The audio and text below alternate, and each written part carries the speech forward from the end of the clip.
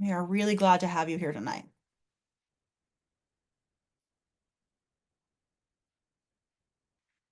All right, I think everyone else can continue to trickle in as they do. We have a lot to talk about tonight, so I don't want to waste any time, and we're really glad for the folks who are punctual.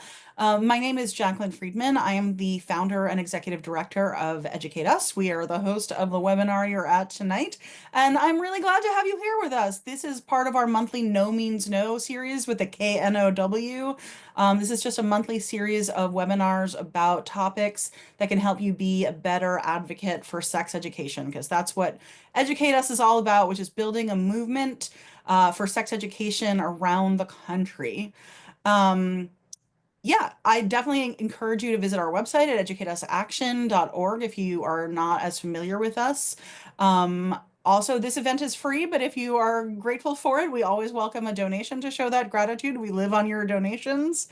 Um, and the next month's March's topic will be, it's not quite up on the website yet, but we'll be talking about the preventing the radicalization of young men with some folks from Equimundo, and that will be on Monday, March 24th. So you can put a little hold in your calendars for that if that sounds good, and we'll be sending info about that next week when we send out the video from this here event that is about to transpire. I think that's mostly enough blah blah for me, except to set some basic ground rules. The first is we would love to know who's in the room, and therefore we'd love for you to introduce yourself in the chat. Please say your name. If you're with an organization, if you want to share your pronouns, we'd love that. If you want to share where you live, and what brought you here tonight? What are you like really interested in learning about? What motivated you to take time out of a Thursday night in February to talk with us about the attacks on porn and how they're going to impact sex education? Oh, the chat is disabled. It shouldn't be. Try now. Wait. Oh, I see. Panelists. Okay. Try now. Is the chat not disabled now? Ha! Excellent. Thank you for telling me. You can go ahead and delete those, Candace, in the Q&A. Okay, yeah, if you can go ahead and introduce yourselves, we'd love to know more about who's in the room. That's great. And while you're doing that, just a couple rules of the road. We just ask everybody to be respectful. What's going to happen is you're going to hear a little intro from each of our panelists, and I'm going to have a conversation with them about the issues, and then we're going to have lots of time for your questions, which should go in the Q&A. We're not going to be taking questions via the chat, so if you have questions, you have to put them in the Q&A, or we're not going to be seeing them. I do want to say, I know that people coming here may have a variety of feelings and thoughts about pornography, about sex work. This is not the venue to discuss them. We are not here to have that conversation tonight. This is an organization that respects the dignity and rights of sex workers. And we're also not here to have a pornography about the merits or demerits of pornography. We're here to talk about how the way pornography is being attacked right now can have impacts on our ability to provide sex education around the country and what we need to do about it. So if you're not talking about that issue, we're going to ask you to take it somewhere else. And that obviously goes for people who are here in bad faith to, troll us as well. We're just going to boot you, so save your energy. We would invite you to save your energy. It's not going to be that exciting. Um, all of that said, really glad to have you all here. And with that said, I'm going to turn it over to Lisa to kick us off.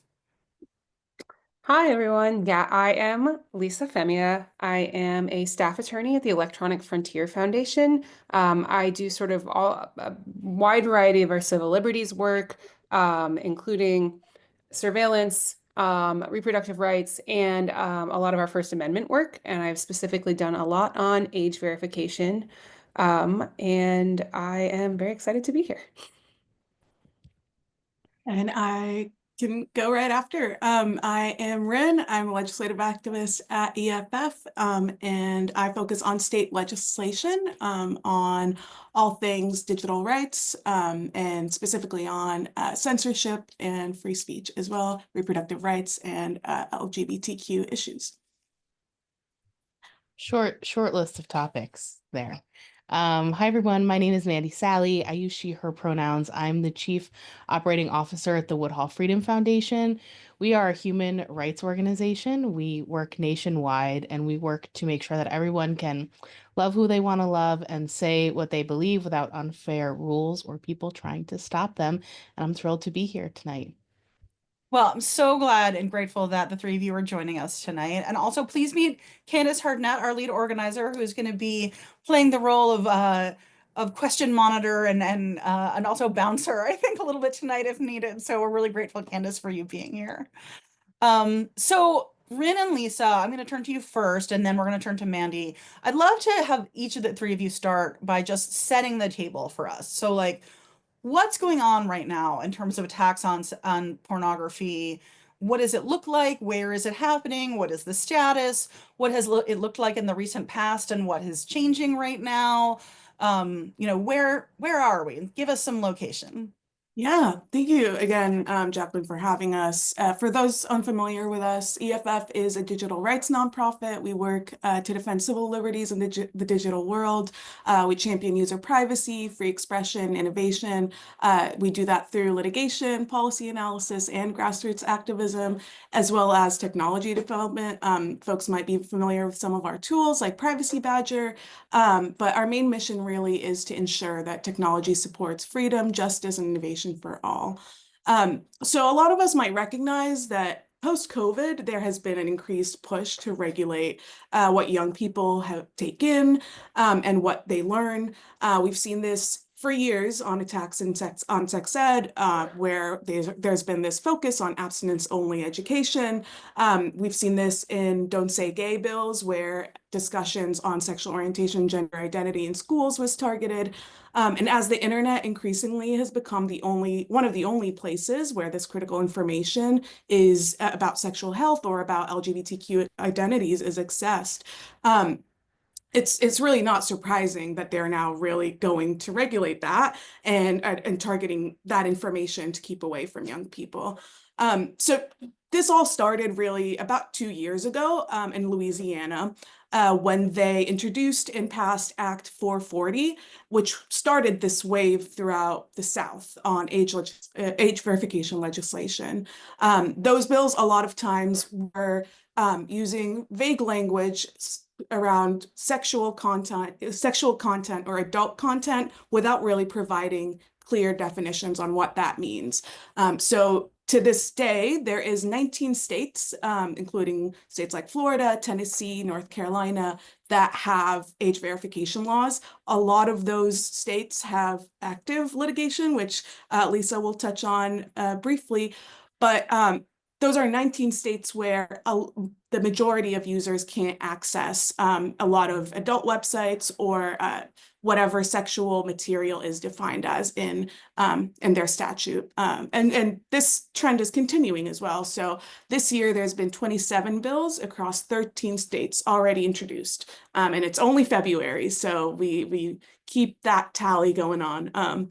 So it's continuing to be a real issue, and we don't expect to see it going away anytime soon. And I'll pass it over to Lisa to tell us a little bit more about why they're so bad. Yeah, so as these bills come up, they've consistently all been challenged. And at EFF, we like to say we have not yet seen a single age verification proposal that we think doesn't violate the First Amendment. And they're basically, what they introduce are online surveillance systems that threaten everyone's right to access speech online, threaten your privacy and security online. And we think they introduce more harm than they seek to combat. They will basically put in place a requirement that you have to upload a photo ID or submit to a biometric scan of your face or something in order to access a website that is blocked behind the age gate by law.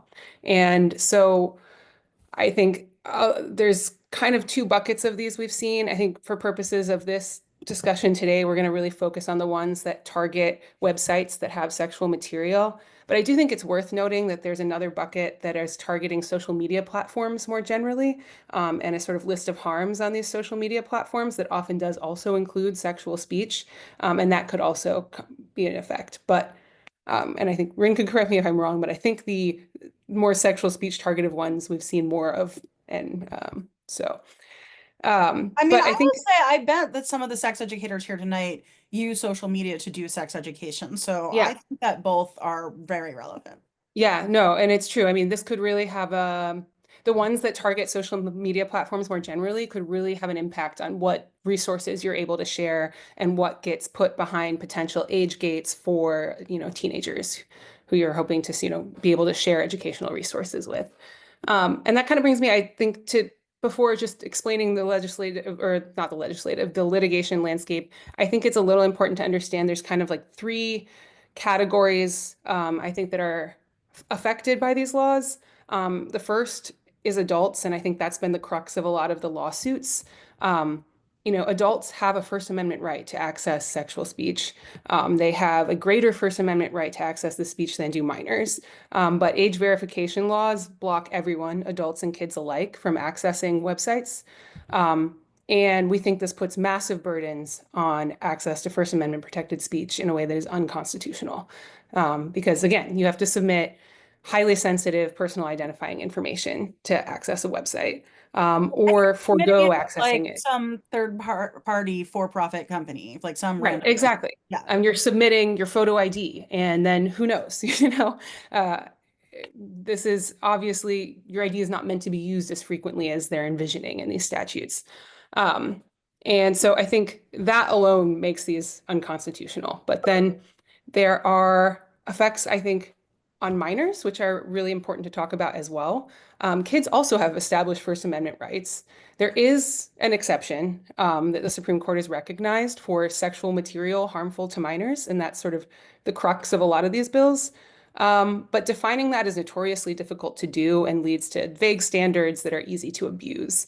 And what that means is that these laws could end up blocking, kids and teenagers from accessing really important educational resources behind age gates because they just can't get them and things get swept up. And I think the third category are the website hosts and the organizations and the people who have a website and want to share this information. And when you have these laws, they're written, I think we'll talk about this more later and throughout the discussion, but they're written so broadly that they could encompass a wide variety of things. They don't just say pornography. You're not sure as a website host, like, does this apply to me? It opens you up to liability. If you comply, it's a hefty expense getting age verification technology, and also cuts you off from some of your audience. Um, and I think that for everyone leads to just sort of less speech for everyone online. It just means that we are living in a more censored online ecosystem. So I'd say we're not the only ones who think these are unconstitutional. They are consistently challenged. We've seen lawsuits in at least 12 states, though it might be more at this point. And courts in at least 8 states have shot them down for being unconstitutional, though some are on appeal. And the big case right now is pending at the Supreme Court, Free Speech Coalition v. Paxton. This could have a real impact on the direction this goes after. It is a case challenging Texas's age verification law that blocked websites with 1/3 or more sexual material unless they implement age verification. The Supreme Court heard the oral argument in January. We'll probably get a decision this spring. And this could have a real impact on how we analyze these laws under the First Amendment, and what is allowed to go forward after this. Is it premature for me to be a little nerdy here? I know we want Mandy to be able to lay sort of do his little table setting, but my understanding is that the case that was heard already by the Supreme Court is like a preliminary case about the injunction and not the like on the merits case. Is that not true? So yes, but the question they're deciding, and I think the question on appeal was what standard of review should be used. So the First Amendment, you can, Got it. if it implicates the First Amendment, there's like a higher standard of review than if it doesn't burden as much. So we'll know a lot about how it's going to go when they Y- rule on it.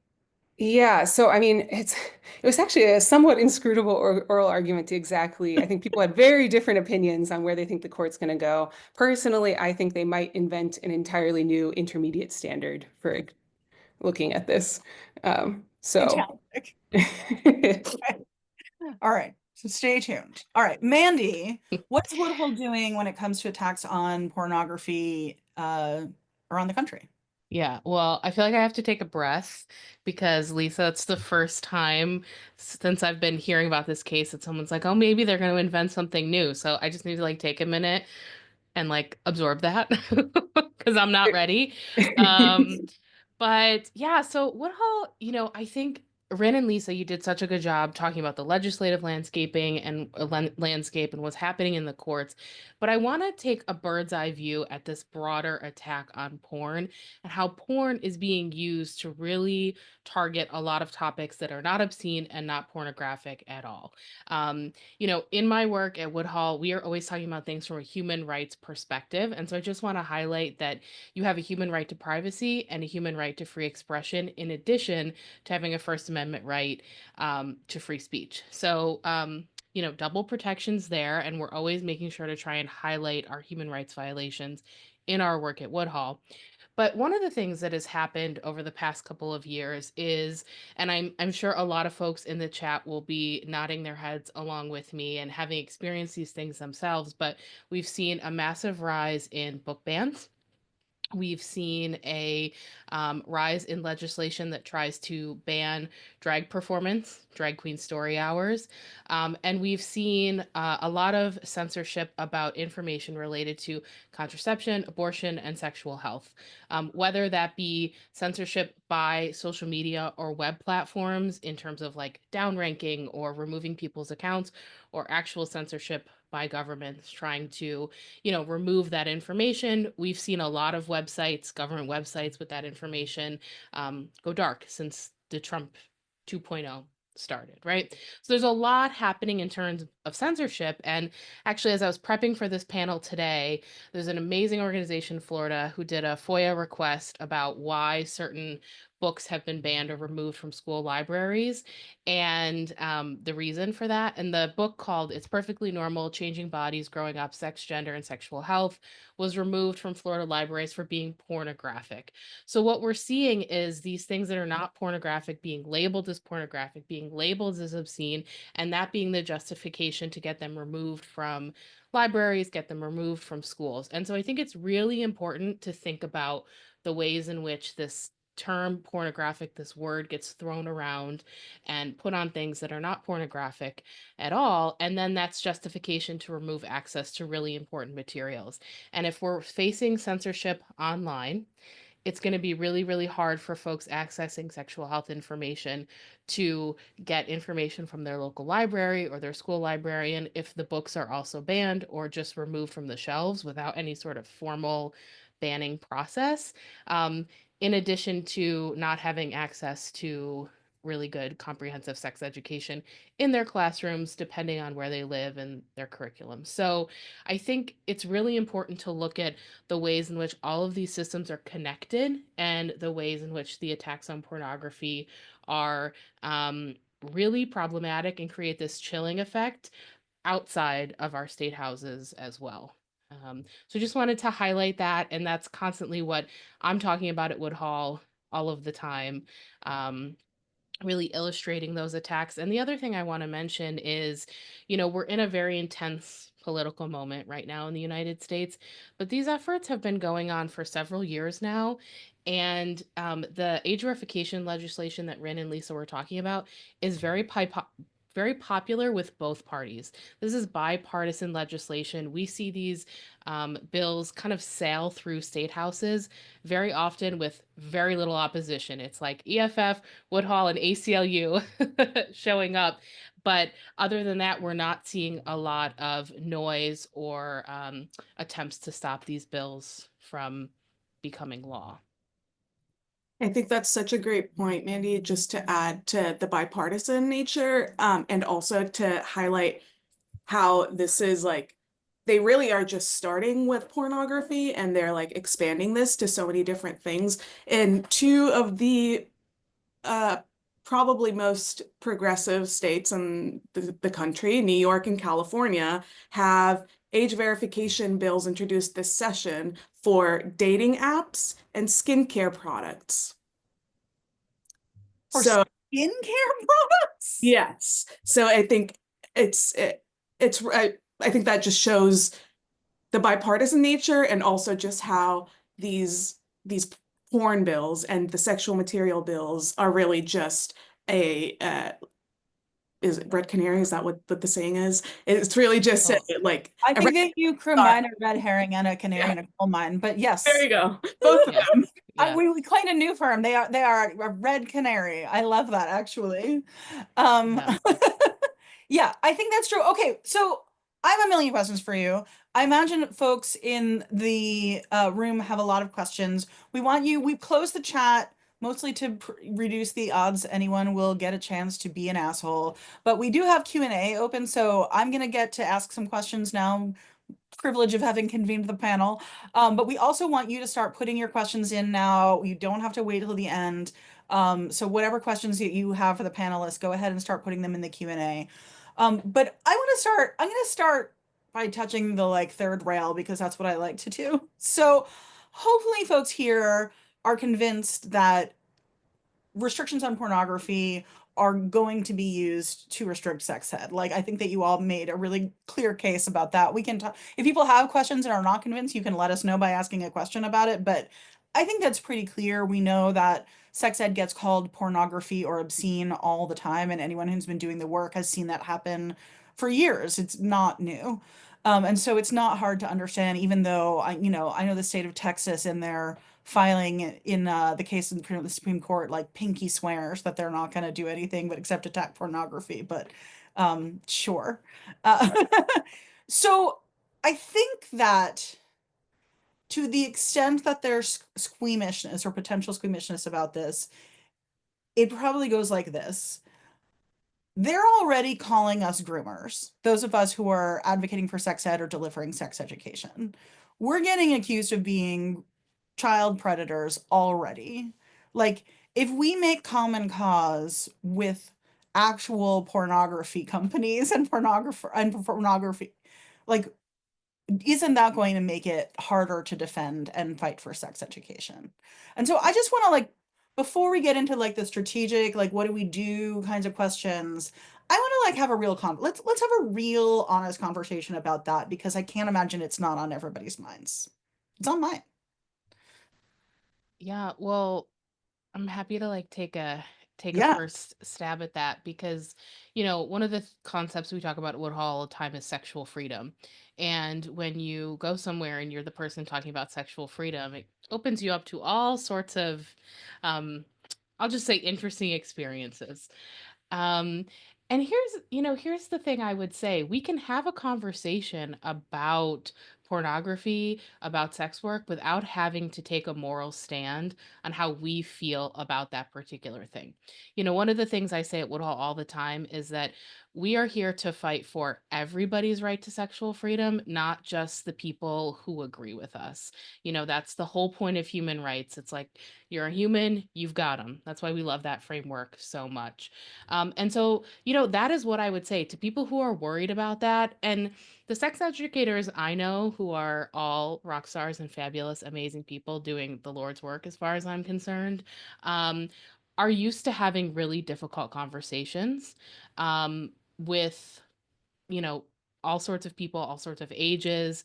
And so I think that's just what you say is like, I'm not here to debate with you about how you feel about porn, but I want everybody to have access to good, comprehensive sex education. And so that's what I'm here to talk about. I'm here to talk about rights, human rights. I'm not here to debate with you about your values or your morals, similar to exactly what you said when you opened our panel tonight, Jacqueline.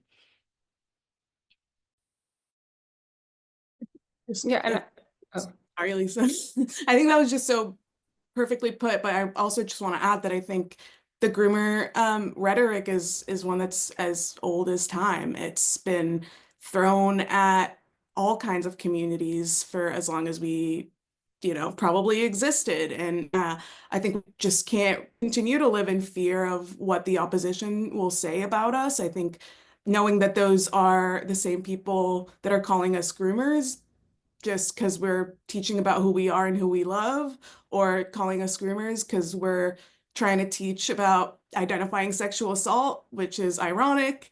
I think just as Mandy said, like if our ultimate goal is to build an inclusive, informed society where everyone can learn about their body, about relationships and their identity, we can continue to really strive for that without getting caught into their rhetoric and what they throw at us. Yeah, I think you both put it really nicely, and I just say that this is a fight about all of our fundamental rights, and just you don't want to limit your own fundamental rights because you're afraid of who you might be associated with. That's not what we're doing here. Amen. And I would add, like, now more than ever, we need to look around and realize, like, we need a big tent. Like, we need everybody to make common cause together because we are up against it.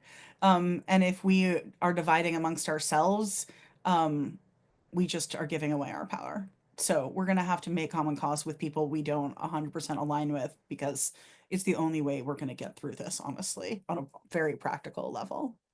I have a bunch more questions. I'm going to only ask some of them because I can see that our audience also is already starting to submit questions.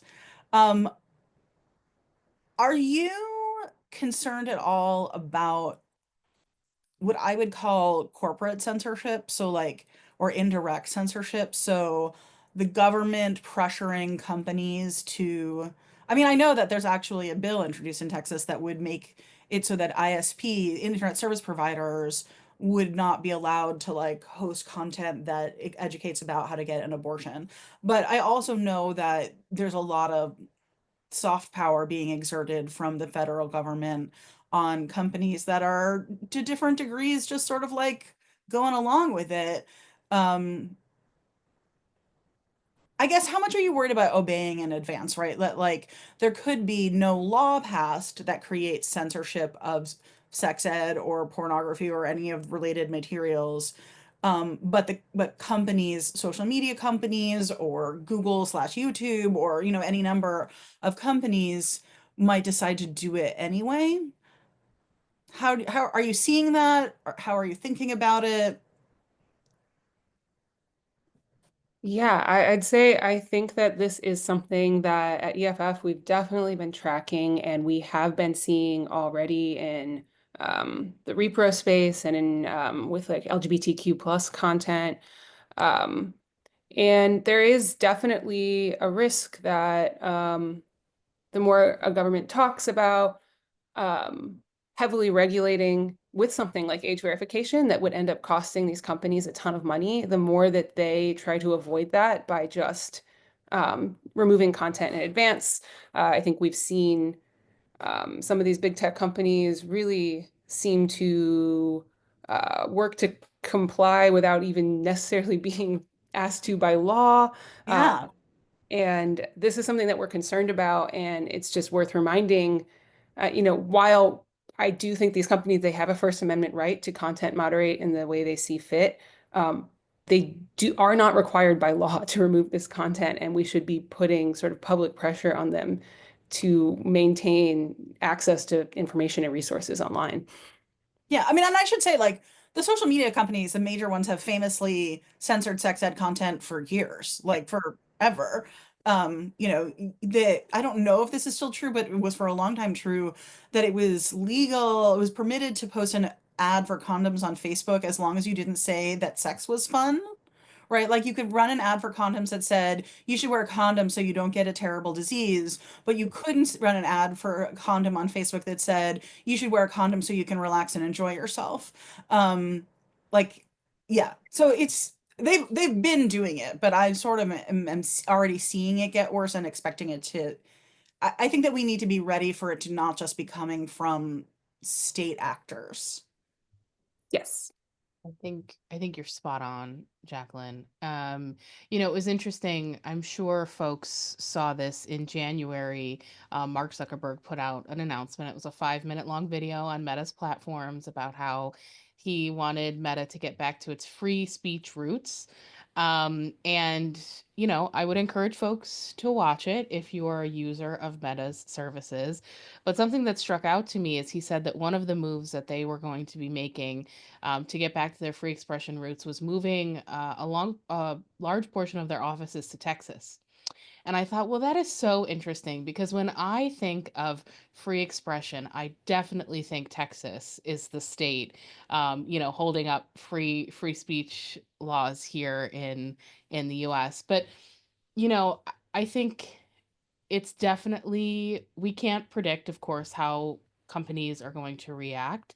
But, I will just say that several years ago, there was a lot of pressure put on payment processors not to process content on adult sites. And we saw OnlyFans, which is arguably probably one of the biggest producers of explicit content, make an announcement that they were going to take all explicit content off their website. And there was like, lots of public uproar about this. But, you know, these companies have a bottom line. They're trying to make money. And so I think if they are concerned that their bottom line is going to be affected, there's a potential to see over moderation, censorship on these platforms.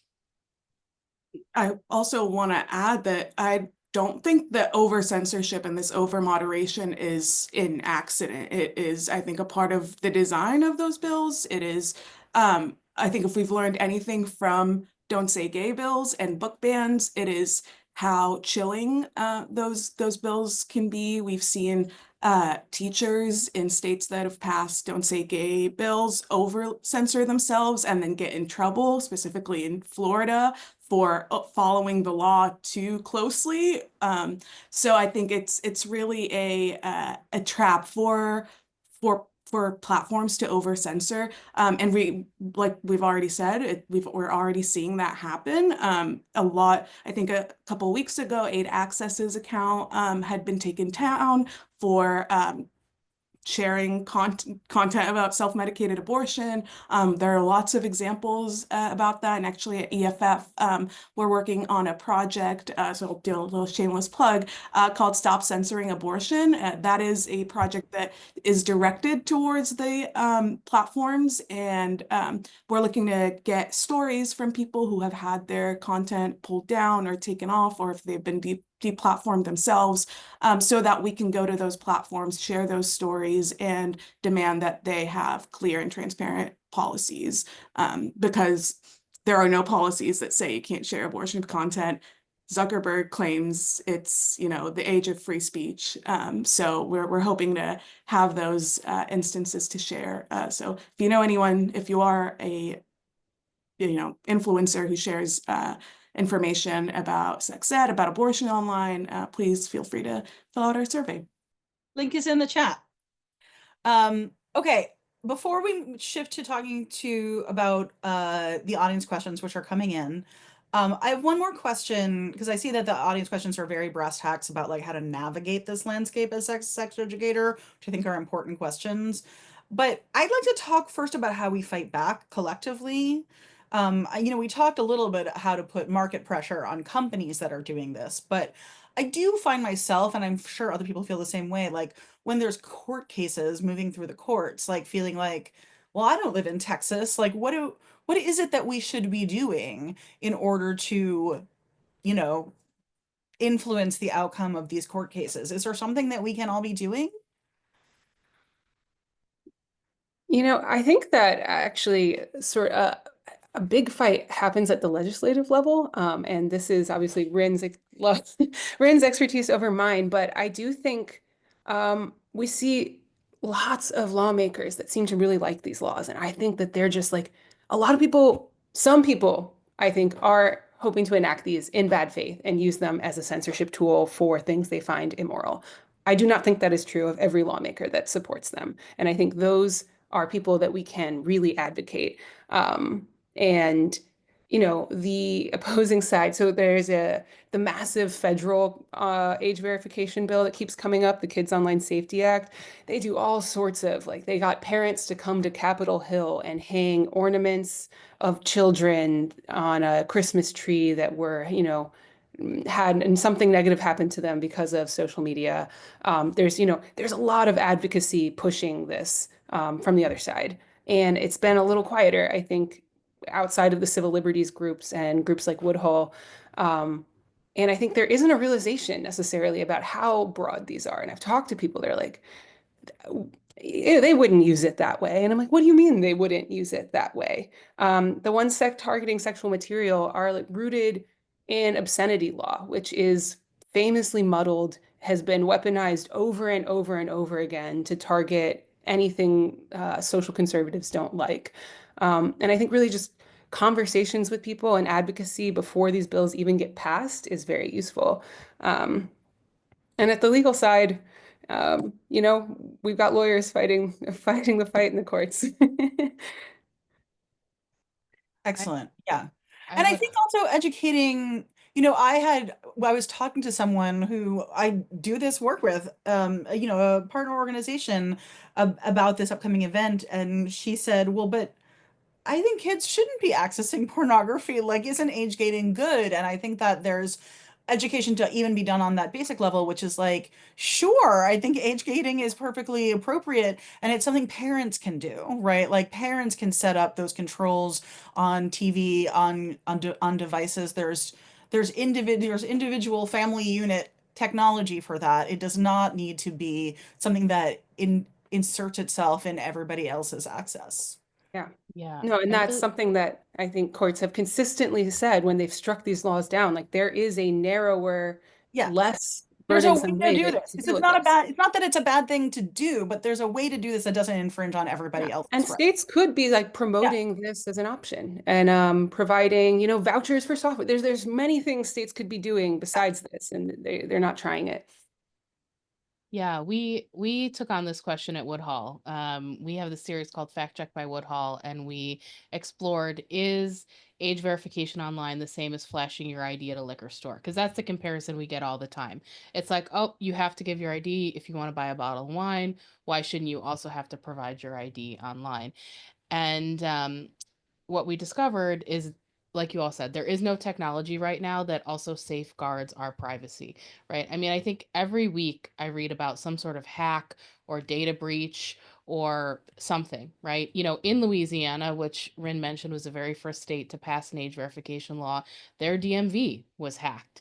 And so all of this very sensitive information was available, online. And so there's no way currently in our world of technology to do this and protect privacy. And that is problematic and something we need to educate our lawmakers about. And I would also say the folks who are here, um, please call your lawmakers and tell them you oppose these things, because it's very hard for a legislator to vote against something that's called the Kids Online Safety Act, or that's, all about protecting children. So if you are educated about these things and you understand the risks, it's really, really, really important that you make your voice heard so your legislator feels like they have some backup when they do try to vote against these things. Yeah, and On that note, we are going to transition into audience questions. And I think that we're going to transition into this question from Jill, who said that she's heard nothing negative about the COSA until now. A lot of us are advocating for additional protections for youth in the online space. How can we navigate support for that work while not advocating for things that might chip away for the right to sex ed? So why is COSA not the way, and what is the way? Um, I think so. COSA, I think it's actually becoming perhaps even more clear as we enter this new administration why COSA is not the way. Um, but sort of the first overall issue is that it has a duty of care that has just like a list of pretty vaguely defined harms that social media platforms would be required to guard against for minors. But that includes things like self-harm, and depression, anxiety, without any separate definition. And these are all things that we've seen people use to say, oh, um, being trans is actually just, a manifestation of depression, or, having an abortion is self-harm. And this has been openly said. The Heritage Foundation was circulating a pro-COSA memo on the Hill last term, talking about how they could, use this to go after reproductive information. Yeah, they've Uh, said it out loud. yeah, Yeah. yeah. I mean, I think so. It is just this giant, broad censorship tool in a law. And then part of the standards that would be determined for it are determined by the Federal Trade Commission, which is majority staffed by the president's party, and which the Trump administration has been working to make not an independent agency anymore. So I think the compounding risks are there. Yeah, I just, it's a very risk. It's like we really like understand wanting to keep kids safe, but it's just a very risky bill. Does anyone have alternatives that address some of the things that the good stuff that COSA purports to address that would not do the harms that COSA is doing? Like what's the alternative? What's something we should be advocating for? I would say something that we advocate for is a privacy first approach. It is if we all have private access to privacy online, then a lot of the things that we're worried about with kids accessing harmful information through targeted ads or whatever it may be, a lot of those worries are alleviated through that. So that's how we view it. But as Lisa said, there has been no age verification bill that does not violate the First Amendment. So if we can pass comprehensive online data privacy laws for everyone, including children, then we could start tacking at that issue. Awesome. I always Something- love to make sure people have something to advocate for and not just against. Yeah. I would also say something that is not necessarily a legislative approach, but something I advocate for all Yeah. the time is education around media literacy. So incorporating media and internet literacy into our curriculums, which I'm sure sex educators are doing some of this already, but continuing to do that, I think is a really wonderful preventative step to avoiding some of the harms that are out there online.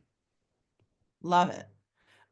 Jill has a follow-up question that I'm hoping that you can all answer in the chat or in the Q&A about whether there's a good alternative to COSA that has been introduced. I'll let you all answer that in writing while we move on to the next question. I hear a lot of concern, and I've definitely talked to other people who have concerns along this line. Do sex ed websites need terms and conditions, privacy statements, etc.? Now, most of us don't have money to pay lawyers in case a case is filed against us. How do we stay safe? So if I'm providing sex ed, if we have sex ed content on our website, how worried should we be and what should we be doing on a practical level?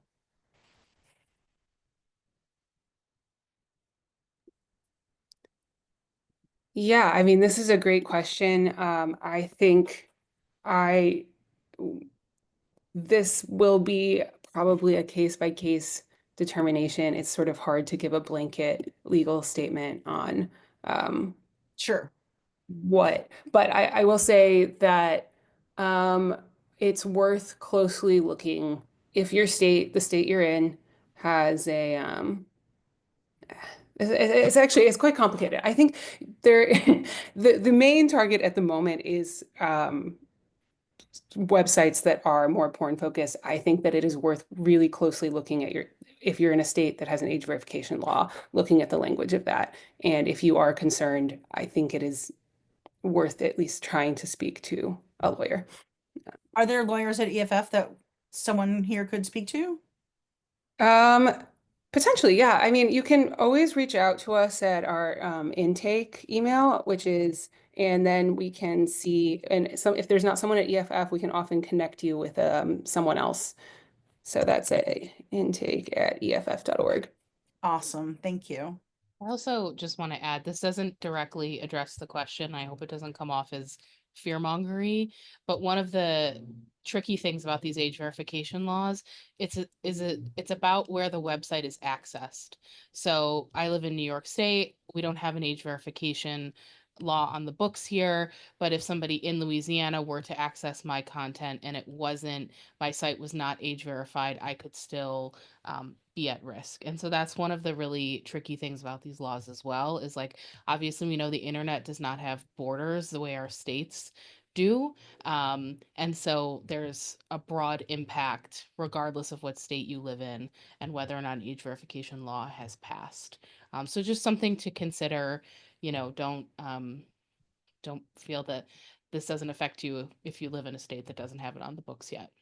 Operationally, these bills are a nightmare, which I think folks might have seen in the news. Pornhub, the biggest, porn website out there, has actually just stopped operating in 18 out of the 19 states. They tried to do the age verification system for Louisiana when they first passed Act 440, and they realized that it really wasn't worth it, and that the people that were at the number of people accessing their website significantly plummeted, because who would want to put their ID on a porn website without worrying about where that goes and who might be able to access that, especially in a society that has such stigma around sexual activity. And I want to just respond to Zoe's question on here. Zoe said that they're a student in North Carolina, and a lot of people, which has an age verification law, and a lot of people have moved towards less ethical sites, and the like black market porn websites that do not have age verification age. Yeah. And that is a big concern. That is something that a lot of the orgs that advocate, including us and Woodhull, have brought up over and over again, is that these bills will continue to push people into the fringes of the internet, into really scary places that people should not be pushed to like go into. And that is a real harm there as well.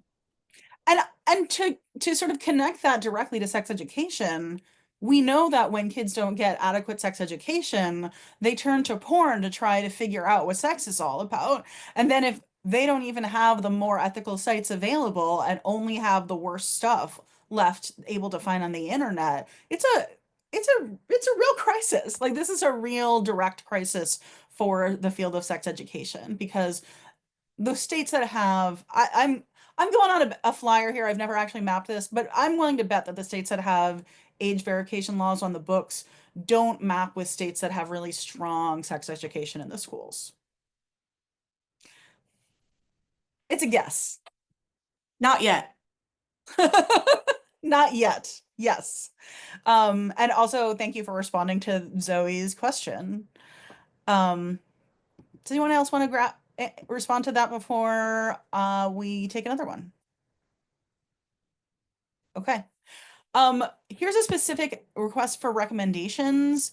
Are there any platforms like Instagram where researchers can post about their new research in sex and gender studies without having to be banned? Also, are there platforms specifically for educators to market their webinars and workshops? I mean, I will say Blue Sky is a fairly friendly place to be for now.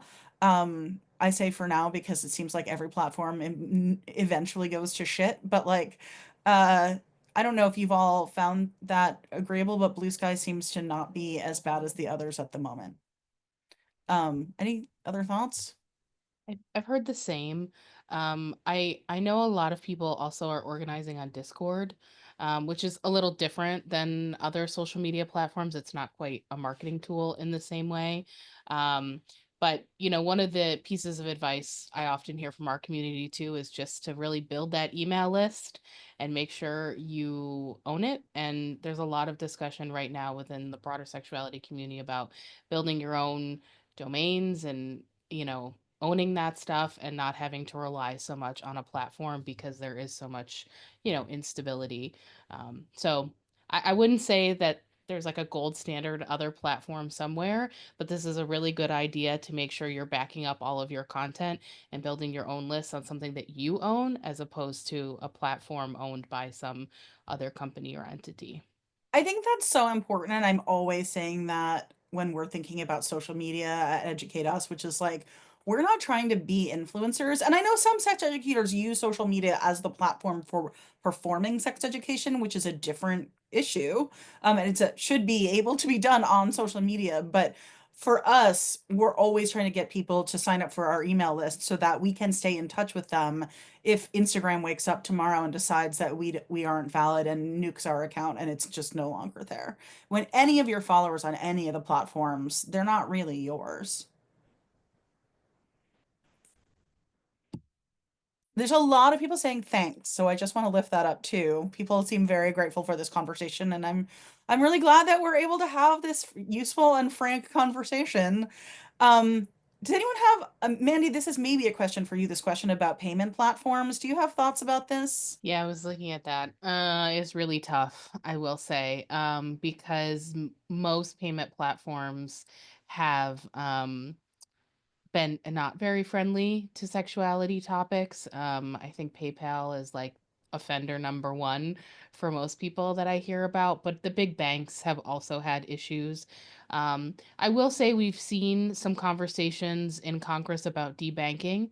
There was actually a hearing recently about debanking and losing access to that. So it is something I think some of our senators are paying attention to, which is great. The only platform I might lift up, and I will just qualify this that I have not had personal experience with it, but there's an organization called Tickle.life that is built by somebody who is not a sex educator, but very passionate about sexuality education. And I know was working on building a payment processor. So it might be worth looking at. But I wouldn't say that there's like a great solution out there, unfortunately. Tickle.life? Good to know. Yeah, I'll drop that. I'll drop it in the chat as well. We are Um, all learning things tonight. I love that.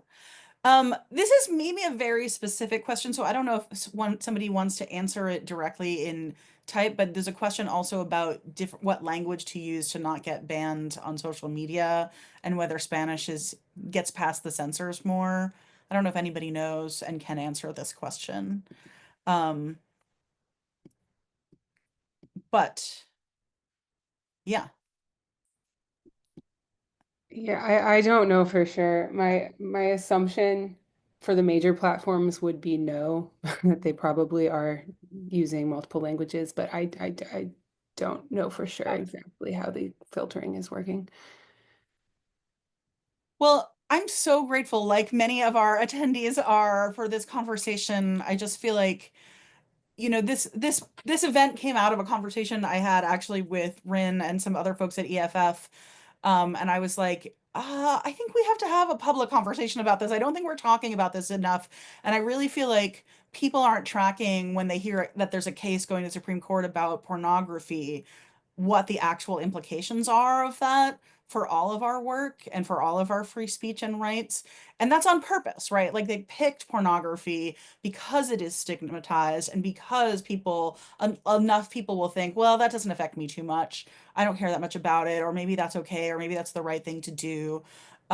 So uh yeah, I'm really glad to see the engagement here, and I'm really, really grateful for everybody's wisdom that you've shared. I've definitely learned a lot.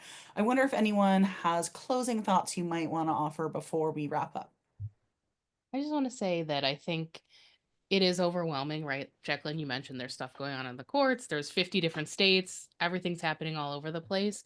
And I think right now in this moment of overwhelm, something that has helped me sleep at night is knowing that we all have our specialties and we all have things we're really, really good at. And so when I'm thinking about the courts, I'm thinking, my friends at EFF are on top of this. Like we've worked with them before. And so if it's outside of your lane, something that is perfectly acceptable to do is to make a donation to an organization that is doing the work, right? If I want to support sex ed at the school board level, I'm making a donation to educate us.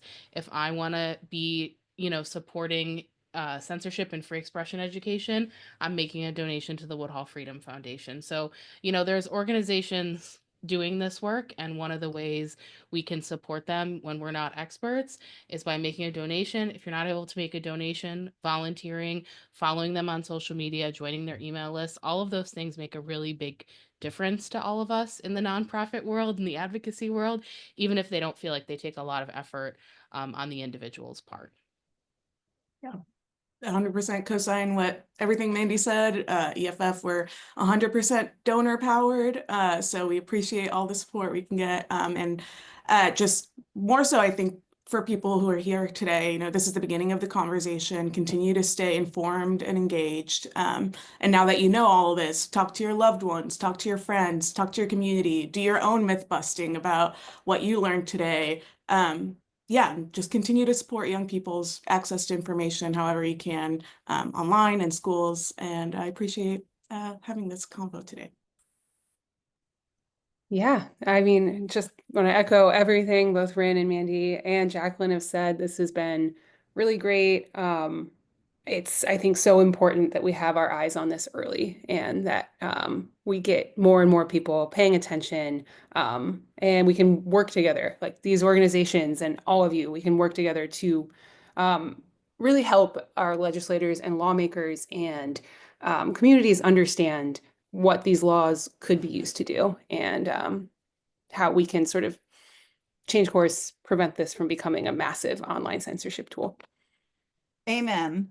And I just want to answer the very last question, which is if you want to get involved with Educate Us, just go to educateusaction.org and click the Get Involved button. And there's actually a whole bunch of different tools where you can get involved. We would love to have you. Also, for follow-up, you will be getting an email next week. We're a tiny team. It takes us a while to upload and get everything processed.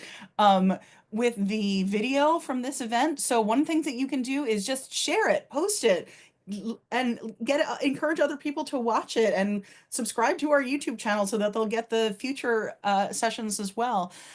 So you will be getting an email next week with the video and also with information about how to register for next month's No Means No session, which again will be about preventing the radicalization of young men with some folks from Equimundo who've done great research on that. And that will be Monday, March 24th at the same time.